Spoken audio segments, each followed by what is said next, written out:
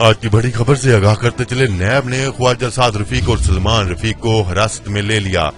صوبائی پنجاب کے Lahore high court نے مسلم لیگ نون کے رہنما خواجہ سعد رفیق اور ان کے بھائی سلمان رفیق کی عبوری ضمانت کی درخواست خارج کر دی، جس کے بعد قومی احتساب بیورو نیب نے دونوں بھائیوں کو حراست میں لے لیا۔ تفصیلات کے مطابق لاہور ہائی کورٹ میں مسلم لیگ نون کے رہنما اور سابق وزیر ریلوے خواجہ سعد رفیق اور ان کے بھائی سلمان رفیق کے خلاف کیس کی سماعت ہوئی۔ سماعت میں نیب پروسیکیوٹر نے عدالت کو بتایا کہ تفتیش تبدیلی کے معاملے پر چیئرمین نیب نے درخواست پر فیصلہ کر دیا ہے۔ پروسیکیوٹر نے کہا کہ چیئرمین نیب نے تفتیش تبدیلی کی درخواست منظور نہیں کی۔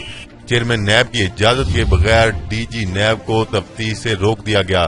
خواجہ سعد رفیق کے وکیل نے کہا کہ ہمیں علم نہیں کیسر امین نے سعد رفیق کے خلاف کیا بیان دیا۔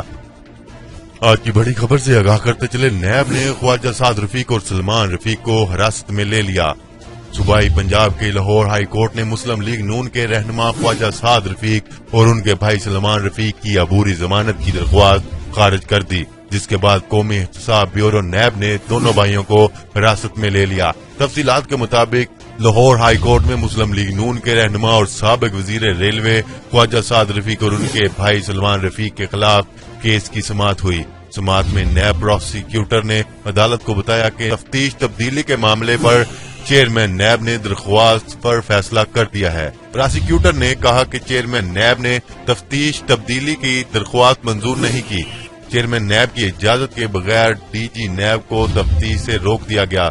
خواجہ سعد رفیق کے وکیل نے کہا کہ ہمیں علم نہیں کیسر امین نے سعد رفیق کے خلاف کیا بیان دیا۔